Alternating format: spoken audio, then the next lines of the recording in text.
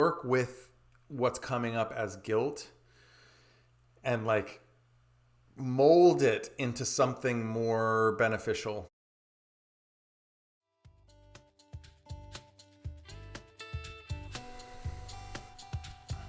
Hi, I'm Adriel, creator of the Herpes Opportunity, which is all about positively shifting your mindset, disclosing to potential partners in a way that truly connects you, and ultimately finding the love that you want and deserve.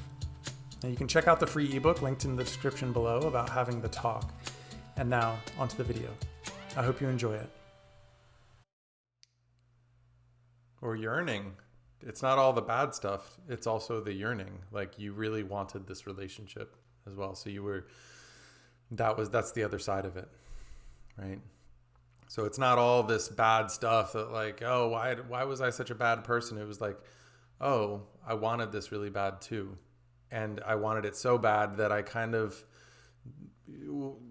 muddied up my integrity a little bit, or muddied up like who I know myself to be. And that's where the guilt is coming from. So having some compassion for that is really helpful too. What I'm hearing is that, you know, the kind of similar to what we were talking about last time of, you know, that the fear of anticipating, maybe it's not the 1,000 different forks in the road right now, but it's like that worst case fork in the road, you know, and that you're really dwelling in that place. And I get it. I get, you know, it's the, you know, expect the best, plan for the worst, you know?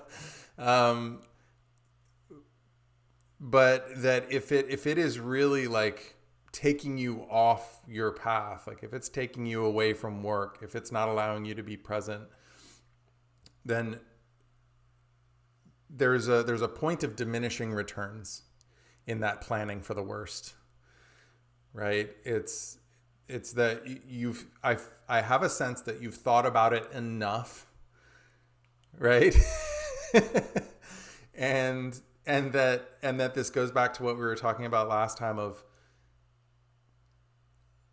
even if it's a 50-50, which it's not, if there's a 50% chance that you're going to go down worst case scenario, you owe it to yourself to also like inhabit the other potential that could also not happen.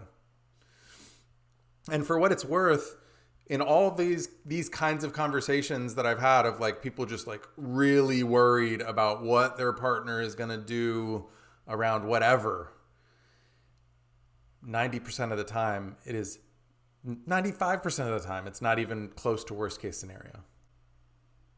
It's not to say that this might be that 5%, but like, it's just this unfair balancing act that we give ourselves in these kind of moments of like, even though it's a 5% chance, we dwell in it 95% of the time. Work with what's coming up as guilt and like mold it into something more beneficial, right? Where you're not beating yourself up over it, but that like, if we look at it from a different angle, what's showing up as guilt is really your integrity being like, what the fuck? We could have done better. From that angle, then you can kind of like settle back into like, okay, yeah, this was a wake up call. This is a reminder that yes, indeed, I do have integrity. I knew it all along, but like it was tested. Right. And yes, I may have stumbled and like you didn't fail the test, right? You got a different data point where you're like, oh, whoops. I really wanted it. Like all the things we talked about last time. I really wanted this relationship. I was willing to kind of be in denial a little bit, even though I was hearing a whisper. I was swatting that away a little bit because I wanted something so bad. So it's good.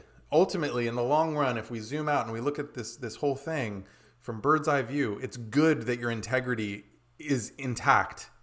Unfortunately, the integrity being intact is bringing up a lot of guilt. But it means that the system is working. Well, I hope you got a lot out of that video. And if you did, please let me know. Please like, comment, and subscribe, and keep an eye out for more videos just like this.